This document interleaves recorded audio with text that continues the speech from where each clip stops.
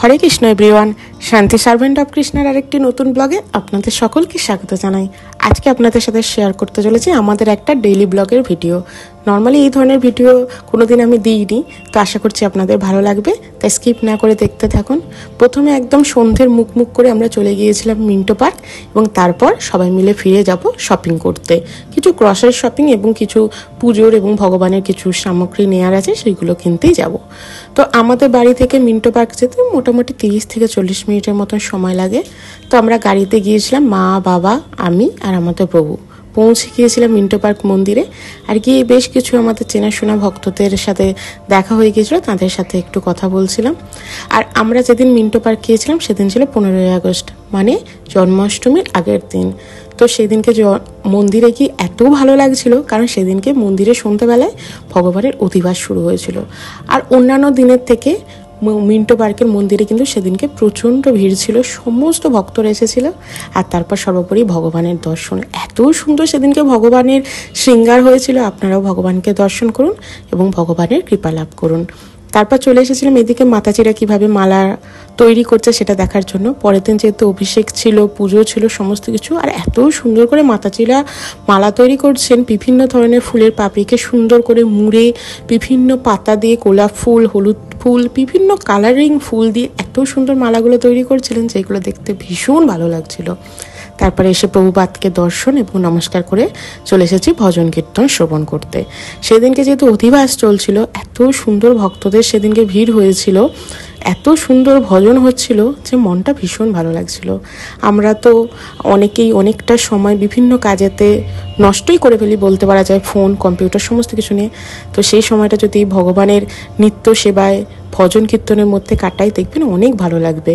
আমরা এখনও সেই ভালো লাগা বা টানটা অনুভব করতে পারিনি, কারণ এখনও আমরা সেইভাবে ভগবানের সাথে কানেকশানই তৈরি করতে পারিনি। যখন ভগবানের সেবায় নিজেদেরকে সমস্ত কিছু উপচার করে দিয়ে দেওয়া যাবে, তখন কিন্তু আসল যে টান ভগবানের প্রতি, ভগবানের নিত্য কীর্তনের প্রতি, ভগবানের ভজনের প্রতি, সেটা কিন্তু একমাত্র এই সমস্ত মন্দিরে গেলেই কিন্তু, এই সমস্ত ভক্তদের দর্শন করলে কিন্তু আমরা বুঝতে পারি। এনাদের ভজনে, এনাদের নৃত্যে, এনাদের সমস্ত কিছুর মধ্যেই সেই টানটা কিন্তু সম্পূর্ণ বোঝা যায় যে এনারা কতটা ভগবানের সাথে কানেক্টেড।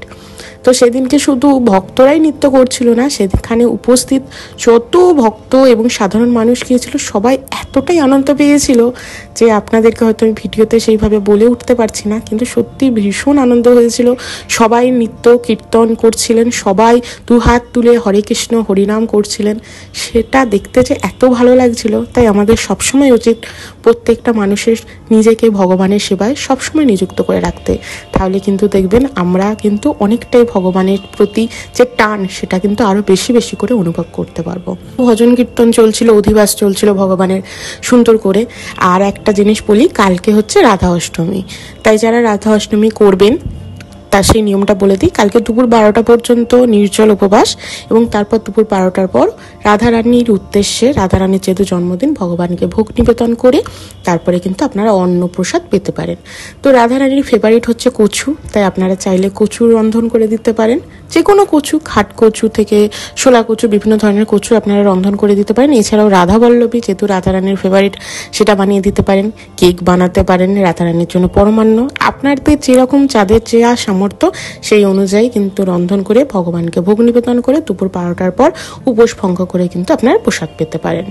তো তারপরে চলে এসেছিলাম উপরে থেকে নিচেতে যে মিন্টো পার্কের যে শপিং মল আছে, যে ধরনের ভগবানের, যেখানে সমস্ত ধরনের জিনিসপত্র পাওয়া যায়। তো সেদিনকে উপরেও যেরকম ভিড় ছিল মন্দিরে, এই শপিং মলেতেও কিন্তু প্রচুর ভিড় ছিল। আর এত সুন্দর সুন্দর জিনিস এখানে পাওয়া যাচ্ছিল, প্রত্যেকটা আলেখ্য, 3D থেকে বিগ্রহ থেকে আরম্ভ করে সমস্ত কিছু ভীষণ ভালো লাগছিল। আর যখনই মন্দিরে যাই, তখনই কিন্তু কিছু না কিছু একাদশীর কিছু পেলে আমরা নিয়ে চেষ্টা করি। আর আমাদের কাছে মন্দির মানে মিন্টো পার্ক আর পানিহাটি, যেহেতু আমাদের বাড়ি থেকে অনেকটাই কাছে, তাই এইটা নিয়ে প্রায় অনেকগুলো মিন্টো পার্ক এবং পানিহাটির ভিডিও আমি ছেড়েছি, আপনারা চাইলে কিন্তু চেক করতে পারেন। তো মন্দিরে এসেছি আর গোবিন্দ দাসে প্রসাদ পাবো না তা কি হয়? মিন্টো পার্কের নিচেতেই কিন্তু গোবিন্দ দাস অবস্থিত আছে, আর আমরা যতবারই আসি ততবারই গোবিন্দ দাসের ছোটো না ছোটো কিছু অল্প প্রসাদ পেয়ে যাই। তো সেদিনকে প্রথমে নিয়েছিলাম আমরা একটা স্যুপ, তো স্যুপের পর নিয়েছিলাম মোমো, এবং এখানকার স্পেশালিটি যেটা আমার ভীষণ ভীষণ ভালো লাগে, সেটা হচ্ছে এই মাঞ্চিও স্যুপ। এবং তন্দুরি মোমো, যেটা আমার ভীষণ ভালো লাগে। এর আগে আপনারা প্রায় প্রত্যেক ভিডিওতেই আমাদের এই ধরনের স্যুপ আর মোমো খেতে দেখেছেন, ভীষণ ভালো লাগে। আর আমি, মা, বাবা, প্রভু 4 জনে সেদিনকে গিয়েছিলাম। তো তাড়াহুড়ো ছিল, কারণ ওখান থেকে বেরিয়ে আবার শপিং করতে যাওয়ার ছিল, কারণ কিছু গ্রসারি কেনাকাটার ছিল। সেটা এরপরই আপনাদেরকে দেখাবো যে আমরা কিভাবে প্রত্যেকটা দিন, সবসময় তো আপনাদেরকে আমাদের ডেইলি লাইফ তুলে ধরতে পারি না, তো আজকে ভগবান কেন্দ্রিক কী কী কেনাকাটা করবো সেটাও কিন্তু আপনাদেরকে দেখাবো, তাই একদম আপনারা স্কিপ না করে দেখতে থাকবেন। তো প্রথমে স্যুপটা খেয়ে তারপরে মোমোটা বাবা, মা সবাইকে একটু একটু করে দিয়ে দিয়েছিলাম। তো খুব ভালো লাগছিল। অনেক দিনকার পরই আবার মিন্টো পার্ক গিয়েছিলাম, পানিহাটিতে তো বেশ কিছুদিন আগে গিয়েছিলাম। আর সব থেকে ভালো লেগেছিল, এত সুন্দর ওপরে মন্দিরে অধিবাস হচ্ছিল, ভগবানের পুজো হচ্ছিল, ভগবানের ভজন কীর্তন হচ্ছিল। আর মিন্টো পার্কে গেলে এত সুন্দর ভজন কীর্তন হয়, আপনারা অবশ্যই চেষ্টা করবেন যারা কলকাতার দিকে থাকেন বা দূরে থাকেন মিন্টো পার্কে আসতে। এখানকার যে এত সুন্দর ভজন কীর্তন, ভগবান দর্শন করতে পারবেন। এবং এখানে গোবিন্দ দাস ছাড়াও মন্দিরেও প্রসাদের ব্যবস্থা আছে, এবং সন্ধ্যাবেলা মানে জগন্নাথ প্রসাদ মানে খিচুড়ি ফ্রিতে দেওয়া হয়, তাই আপনারা কিন্তু প্রসাদের কোনো অসুবিধা নেই। আপনারা গোবিন্দ দাসে না চাইলে মন্দিরেও কিন্তু প্রসাদ পেতে পারেন। তো সমস্ত কিছু সুবিধা এই মিন্টো পার্কে আছে। মিন্টো পার্কটা যাওয়ার রাস্তাটা আপনাদেরকে আমি বলে দিই, এর আগে আমি বলেছিলাম, তবু আরেকবার বলে দিই। আপনারা রবীন্দ্র সদন আসবেন, যারা মেট্রো করে আসছেন রবীন্দ্র সদন থেকে মিন্টো পার্ক যাবেন বাসে করে বা হেঁটে। মিন্টো পার্ক থেকে ডান দিকেই 2 মিনিট গেলেই আপনারা এই মন্দিরটা পেয়ে যাবেন। তো মিন্টো পার্ক থেকে ওই শিয়ালদা বা মিন্টো পার্কের দিকে যেতে অনেক রবীন্দ্র সদন থেকে বাস আছে, সেখান থেকেও আসতে পারেন। এছাড়াও শিয়ালদা থেকেও কিন্তু আপনারা মিন্টো পার্কে আসতে পারেন। তারপরে গুগলে আপনারা লোকেশনটা দিয়ে দেবেন, ওখান থেকেও কিন্তু আপনারা ইজিলি মিন্টো পার্কে আসতে পারেন। তারপরে আমাদের একটু কেক অর্ডার দেওয়ার ছিল, তো কেকটা দেখছিলাম। আমরা তো নর্মালি বাইরে মিও আমর বা অন্যান্য কোনো জায়গা থেকে কেক নর্মালি নিতে পারি না, খেতে পারি না। তো সেই কারণে আমাদের যখনই কেকের প্রয়োজন বলে তখনই কিন্তু আমরা কোনো গোবিন্দ দাস বা কোনো ইস্কন মন্দিরে গিয়ে কেকটা অর্ডার করার চেষ্টা করি। তো আমাদের সামনে কিছু অনুষ্ঠান আছে, তো সেই কারণে বাবা, মা, আমরা সবাই মিলে কেকের অর্ডার করছিলাম। তো মিন্টো পার্কে প্রসাদ পেয়ে ভজন কীর্তন শ্রবণ করে দর্শন করে ভগবানের চলে এসেছিলাম বাড়ি। তারপরে আবার গিয়েছিলাম স্মার্ট বাজার, আমাদের বাড়ির সামনে স্মার্ট বাজার আছে, তো সেখানে গিয়ে কিন্তু প্রত্যেকটা জিনিস আমরা কিনছিলাম। তো আমরা চাইলেই সামনে দোকান থেকে সমস্ত জিনিসপত্র কিনতে পারি, নর্মালি লোকাল দোকান থেকে, কিন্তু কেন আমরা এই স্মার্ট বাজার চাই, কারণ ওখানে প্রত্যেকটা জিনিস আমরা নিজেরা দেখে কিনতে পারি, যেটা আমি লোকাল দোকানে হয় না। কারণ প্রত্যেকটা স্পেসিফিকেশান ইনগ্রিডিয়েন্টসটা আমাদেরকে দেখে কিনতে হয়।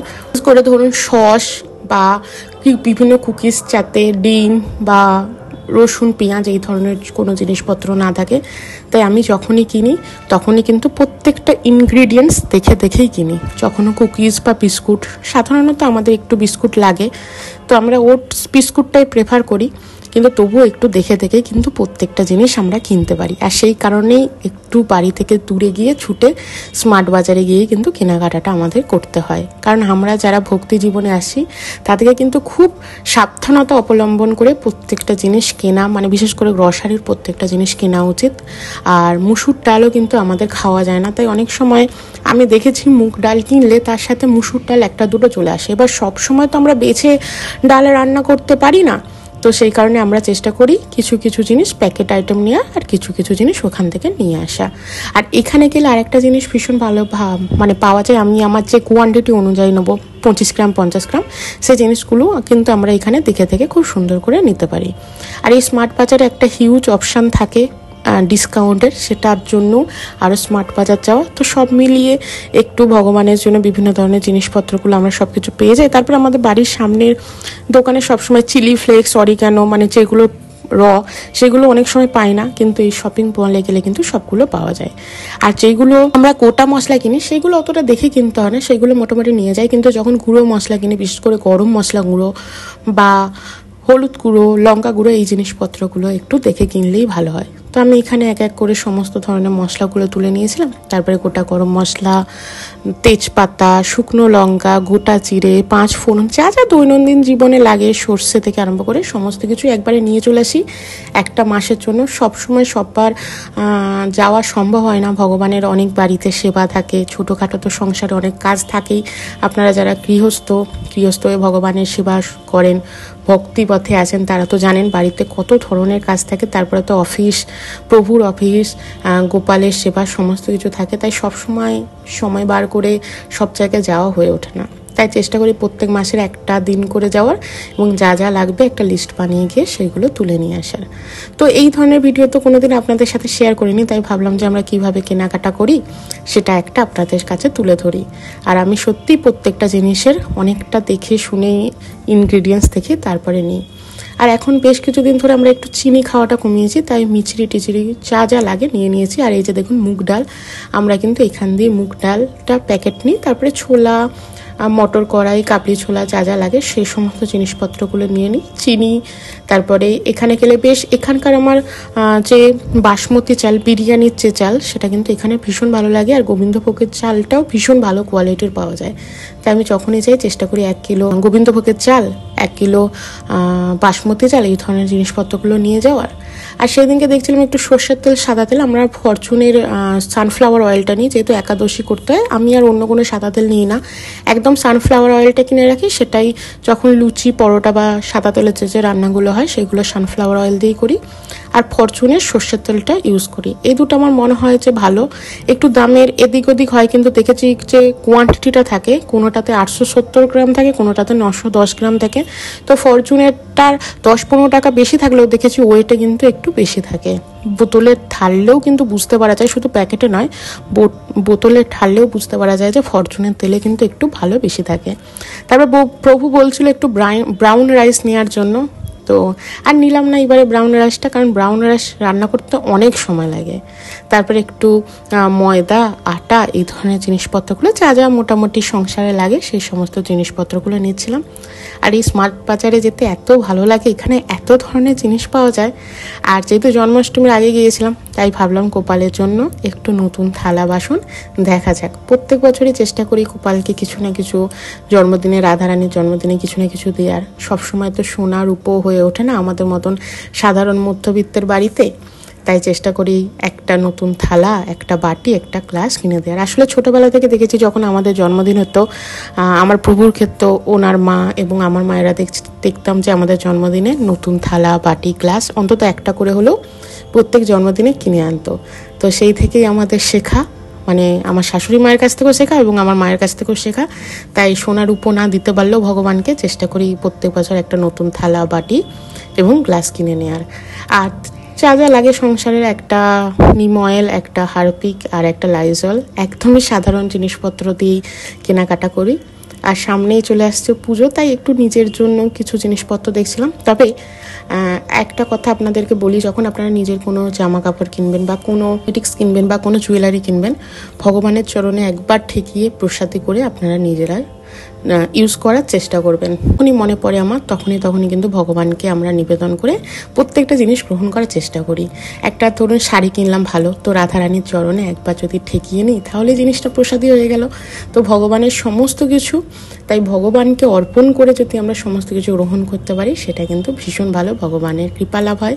আর আমাদের সবসময় চেষ্টা করতে হবে ভগবানের সেবায় নিযুক্ত থাকার। তো ভগবানের তো সমস্ত কিছু সেবা, যারা ধরুন চাকরি করে পয়সা ইনকাম করে ভগবানের সেবাতে সাহায্য করছে, সেটাও এক ধরনের সেবা। কেউ রন্ধন করে ভগবানের সেবা করে, কেউ ভগবানের মন্দির পরিষ্কার করে ভগবানের সেবা করে, কেউ ভগবানকে শৃঙ্গার করে ভগবানের সেবা করে। তাই ভগবানের সাথে যুক্ত সমস্ত কাজই হচ্ছে সেবা।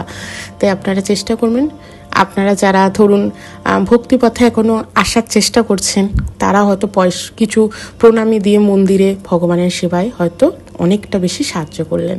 তো সমস্ত কিছু ভগবানের সেবা, ছোট থেকে বড় যে কোনো সেবাতেই আমাদের নিজেদের মনকে কিন্তু যুক্ত রাখা উচিত। তো এই ছিল আজকের ভিডিও, আমার শপিং এবং মিন্টো পার্কের ভিডিও। কেমন লাগলো অবশ্যই কিন্তু কমেন্ট করে জানাবেন, ভালো লাগলে একটা লাইক করে দেবেন। আর যারা এখনো সাবস্ক্রাইব করেনি প্লিজ সাবস্ক্রাইব করে দেবেন। দেখা হবে নতুন একটা ভিডিও নিয়ে। হরে কৃষ্ণা।